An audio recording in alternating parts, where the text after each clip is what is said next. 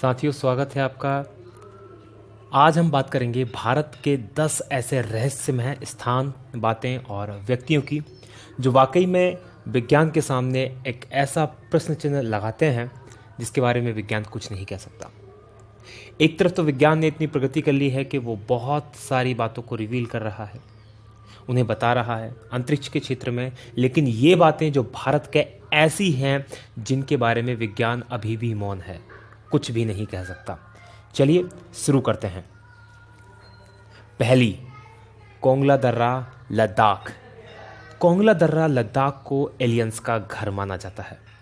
यदि कोंगला दर्रा लद्दाख की आप लोकेशन देखेंगे तो ये उस क्षेत्र में पड़ता है जो कि लद्दाख क्षेत्र में आता है। भारत और चाइना के बीच इसमें डिस्प्यूटेड है, इसलिए दोनों, ना तो ये भारत में पड़ता है अच्छे से, ना चाइना में पड़ता है, और यहाँ पर पेट्रोलिंग ढंग से नहीं हो पाती। पूरा के पूरा बर्फीला ये क्षेत्र है और इस पूरे बर्फीले क्षेत्र में यहाँ के जो स्थानीय निवासी है उन्होंने कई बार अंतरिक्ष जीवों के गुप्त स्थापना स्थल के रूप में इसे देखा है। कई बार यहाँ यूएफओस आती हुई देखी हैं। यूएफओस मतलब वो चीज़ें जिन्हें कहते हैं अनआइडेंटिफाइड फ्लाइंग ऑब्जेक्ट्स, यानी जिन्हें उड़न तस्तरी के रूप में जाना जाता है। तो यहाँ के स्थानीय लोगों ने कई बार ऐसी तस्वीरें देखी हैं। इवन 2006 जून 2006 में गूगल सैटेलाइट के द्वारा भी एक ऐसी ही तस्वीर सामने आई है जिसमें एक ऐसा ही फ्लाइंग ऑब्जेक्ट इस क्षेत्र में दिखाई दे रहा है। तो ये है पहला मिस्टीरियस जगह, रहस्यमय स्थान। दूसरा, ताजमहल एक शिव मंदिर, तेजो महलाए। ये बहस बहुत पुरानी है। ताजमहल जो कि एक प्यार का प्रतीक है और कई जगह पूरे भारत का प्रतीक हो जाता है। भारत को विदेशों में रिप्रेजेंट करने के लिए इस तस्वीर का प्रयोग किया जाता है, लेकिन ये भी अपने आप में एक रहस्यमय और विवादित मुद्दा है कि ताजमहल वाकई में एक मकबरा है या एक शिव मंदिर। अगर इसकी जांच पड़ताल करें तो दिल्ली के एक प्रोफेसर थे, PN ओक, पुष्पेंद्र नागेश ओक, जो कि साथ में इतिहासकार भी थे। उन्होंने एक पुस्तक लिखी, the Taj Mahal is a temple palace. उन्होंने इसमें बताया कि ये जो ताजमहल है, ये जो इमारत है, ये जयपुर के राजा जयसिंह के अधीन थी, जिसको शाहजहां ने जबरन उनसे हथिया लिया था और थोड़े से इसमें बदलाव करके मकबरे का रूप दे दिया था, और जिसके परिप्रेक्ष्य में उनके द्वारा कई प्रकार के सबूत भी दिए गए हैं। सबूत जैसे कि यहाँ पर आप देख सकते हैं तस्वीरों में एक गुप्त कमरा जो ताजमहल के नीचे है। ताजमहल के ऊपर स्थित जो कलश है, जो कि हिंदू मंदिरों में जो विशेषता है कलशों की, वो, और एक पच्चीकारी जहाँ पर आपको ओम की आकृति दिखाई देगी। ये ऊपर की तरफ इस पच्चीकारी में यहाँ पर ओम की आकृति आप देख सकते हैं, ये ताजमहल की है। इसके अलावा उन्होंने कहा कि उस समय के जो इतिहासकार हैं उनमें से किसी के द्वारा भी ऐसी कोई घटना नहीं दर्शाई गई है जो कि इतनी बड़ी इमारत के बनने की बात कहती हो। साथ ही कार्बन डेटिंग जो पद्धति है उसके द्वारा भी ताजमहल की उम्र काफ़ी पुरानी मानी गई है। तो ये सारी चीज़ें हैं जो कि इसको सस्पेक्टेड बनाती हैं। आपकी सुविधा के लिए हमारे द्वारा, क्योंकि ये जो ये बुक है the Taj Mahal is a temple palace, इसको बैन कर दिया गया है, लेकिन ये बुक बहुत खोजने के बाद इंटरनेट पर हमें मिली। उसका लिंक हम नीचे दे रहे हैं, आप चाहें तो इस बुक को वहाँ पर जाकर पढ़ सकते हैं। अब देखना यह है कि यह वाकई में इसकी सच्चाई क्या है। इसके बारे में सिर्फ सरकार ही कुछ बोल सकती है, इसके अलावा कोई कुछ नहीं बोल सकता। अगली जो सस्पेक्टियस पर्सनालिटी हमारे सामने है वो प्रहलाद जानी, जिन्हें माता जी के नाम से भी जाना जाता है। ये ऐसे व्यक्ति हैं जो दावा करते हैं कि पिछले 70 सालों से इन्होंने कुछ भी नहीं खाया है। पिछले 70 सालों से ये बिना कुछ खाए पिए जिंदा हैं। बड़ी दिलचस्प कहानी है इनकी। यदि हम बात करें तो ये जो है बेसिकली राजस्थान के रहने वाले थे, जिन्होंने अपना गांव छोड़कर गुजरात चले गए, और वहां पर इनके द्वारा जो बताया जाता है कि माता अम्बा की कृपा हुई, और माता अम्बा यानी कि देवी दुर्गा की कृपा से ये बिना कुछ खाए पिए 70 सालों से जिंदा हैं। इनके दावे की जांच करने के लिए 2 बार 2003 में और 2010 में इनकी मेडिकली पूरी तरह से जांच की गई, और ये जांच जो की गई, ये स्ट्रिंगल हॉस्पिटल है स्ट्रिंगलिंग हॉस्पिटल अहमदाबाद, इसमें डॉक्टर सुधीर शाह के नेतृत्व में ये जांच की गई और दोनों बार इनके दावों को बिल्कुल सच पाया गया। जबकि दूसरी बार तो जांच डीआरडीओ के निर्देशन में की गई थी, तो दोनों बार इनके दावों को पूरी तरह से सच पाया गया और 15 दिन तक ना ये टॉयलेट गए, ना इन्होंने कुछ खाया, ना कुछ पिया। 15 उसके बाद भी पूरी तरह से स्वस्थ ये हैं। तो ये एक बहुत बड़ी मिस्ट्री है जिसको कि विज्ञान समझ नहीं पा रहा कि आखिर ऐसा कैसे पॉसिबल है। अगली मिस्ट्री की बात करें वो है हेती या हिम मानव या इंग्लिश में जिसे कहते हैं बिगफुट। एक कहानी के अनुसार कई वैज्ञानिक मानते हैं इस चीज़ को कि जो पृथ्वी का ओरिजिनल जीव है वो बिगफुट ही है। इंसानों को एलियंस के द्वारा बनाया गया है बिगफुट और कुछ परग्रही जीवों के क्रॉस के द्वारा, यानी कि हम जो इंसान हैं ये पृथ्वी के ओरिजिनल निवासी नहीं हैं। जो बिगफुट होता है उसके शरीर पे बहुत बड़े बड़े बाल होते हैं, उसकी हाइट करीब 10 फीट तक होती है और वजन 545 किलो तक होता है। ये अभी तक रहस्य बना हुआ है कि एक्चुअल में ये है भी या नहीं है, क्योंकि कोई भी इसे दावा करके नहीं कह सकता कि उसने इसको देखा है। अभी तक जो दावे हुए हैं इसको देखने के, 1935 में हांगकांग में इसकी पहली बार खोपड़ी मिली थी। साथ ही इसका उल्लेख जो है ऋग्वेद और सामवेद में भी आता है। 1951 में जब माउंट एवरेस्ट की चढ़ाई करने के लिए वहाँ पर एरिक सिम्पटन गए थे तो उन्होंने बर्फ पर बड़े बड़े पैरों के पद चिन्ह भी देखे थे और उन पद चिन्हों की तस्वीरें बहुत फेमस हुई बाद में और काफ़ी उस पर चर्चा भी की से बनी। 1953 में जो एडमंड हिलेरी और तेंजिंग नोर्गे ने भी इसी तरह के बड़े बड़े पद चिन्ह देखे थे और इसके बारे में तेंजिंग नोर्गे ने लिखा है अपनी आत्मकथा में कि उन्होंने ऐसे चित्र कई बार देखे हैं, लेकिन उनके पिता ने 2 बार अपनी लाइफ में हिम मानव को देखा था। हालांकि तेंजिंग नोर्गे ने ये दावा नहीं किया कि उन्होंने देखा था, उनके पिता का दावा करते हैं कि उनके पिता ने इसको देखा था। तो ये अभी भी वाकई में एक बहुत बड़ा रहस्य है कि वाकई में हिम मानव होता है या नहीं होता। अगली है राजस्थान की धरा में कुलधरा करके एक गांव है जो एक का एक वीरान और भूतहा हो गया है। ये जो गांव है राजस्थान के जैसलमेर जिले में स्थित है।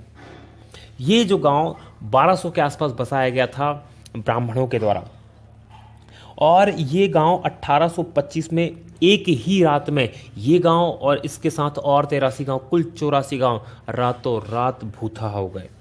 इसके बारे में जो कहानी है वो कुछ इस तरह से है।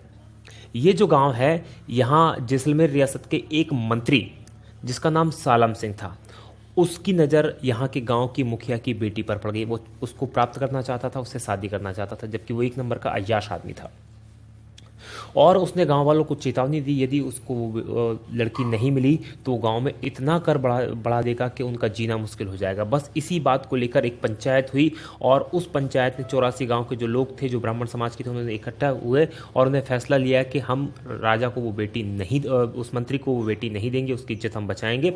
और रातों रात पूरा के पूरे 84 गाँव खाली कर चले गए और वो आज भी एज इट इज़ वहाँ पर सारी चीज़ें स्थित हैं। तो ये एक मिस्ट्री है कि रातों रात, और उसके बाद उनका ना तो ये पता चला कि वो कहाँ गए, ना ये पता चला कि वो कहाँ पर हैं। लेकिन जाते समय में उन्होंने इस गांव को कभी ना बसने का श्राप दिया और अभी तक ये गांव कभी भी नहीं बस पाया। 1-2 बार बीच में कुछ लोगों ने यहाँ रहने की हिम्मत की है, लेकिन उनकी भी यहाँ पर वो रह नहीं पाए, कभी भी इसको बस नहीं पाया। अगली है 6वां नंबर पे मैग्नेटिक हिल लेह। ये एक बहुत बड़ा रहस्य है। मैग्नेटिक हिल जो है लेह के अंदर, कश्मीर के अंदर स्थित है। जहाँ पर यदि आप देखेंगे किसी ढलान पर आप गाड़ी खड़ी कर दें तो आप पाएंगे यदि आपने गाड़ी में हैंड ब्रेक या गियर नहीं लगाया है तो गाड़ी नीचे की ओर लड़क जाएगी या नीचे की ओर लुढ़केगी। लेकिन यहाँ पर इसका उल्टा होता है। यदि गाड़ी आपने न्यूट्रल में या बिना ब्रेक के या बिना न्यूट्रल में खड़ी कर दी तो यहाँ गाड़ी ढलान के नीचे की ओर न लुढ़कते हुए ऊपर की ओर खींचेगी और लगभग वो भी 20 किलोमीटर प्रति घंटे की रफ्तार से तक ऊपर जा सकती है। तो बहुत बड़ा एक ये रहस्य बना हुआ है। कहा जाता है कि यहाँ बहुत बड़ा मैग्नेटिक फील्ड है जो गाड़ियों को, क्योंकि वो आयरन की बनी होती है और लोहा जो होता है आयरन को खींचता है, इसलिए वो इसे अपनी ओर खींचती है। तो ये भी एक बहुत बड़ा रहस्य है। आप इन सब चीज़ों को गूगल पर देख सकते हैं, इनके बारे में पढ़ सकते हैं बहुत ईजिली। जितनी भी मैं चीज़ें बता रहा हूँ सब के सब गूगल के बेस में इनके ऊपर बहुत विस्तार से लिखा हुआ, आप इसको देख सकते हैं। अगला है 7वां नंबर का जातिंगा। जातिंगा है असम में और ये है पक्षियों का आत्महत्या स्थल। यहाँ पर पक्षी आत्महत्या करते हैं और बहुत बड़ी तादाद में करते हैं, इसलिए ये एक बहुत बड़ा प्रश्न चिन्ह बना हुआ विज्ञान के लिए भी। होता क्या है, मानसून के बाद जब सितंबर और अक्टूबर के महीने में रात के समय खासकर 6 बजे से 9:30 बजे के बीच में कई पक्षी यहाँ पर क्या होते हैं, जो प्रवासी पक्षी आते हैं या स्थानीय पक्षी भी जो होते हैं, शहर में जो या गांव जिसे कहा जाए उसमें जो लाइटें लगी उनकी ओर आकर्षित होते हैं और टकराकर मर जाते हैं। और ये घटना खासकर सितंबर और अक्टूबर में ही होती है, इसलिए बहुत बड़ा रहस्य का विषय बना हुआ है। इस पर कई समय तक रिसर्च की गई, लेकिन कुछ भी समझ में नहीं आ रहा कि आखिर ऐसा क्यों होता है। अगली बात करें, 8वीं है भानगढ़ का किला। ये एक भूतहा महल है। भानगढ़ का किला राजस्थान में स्थित है। ये अजबगढ़ अलवर राजस्थान में स्थित है।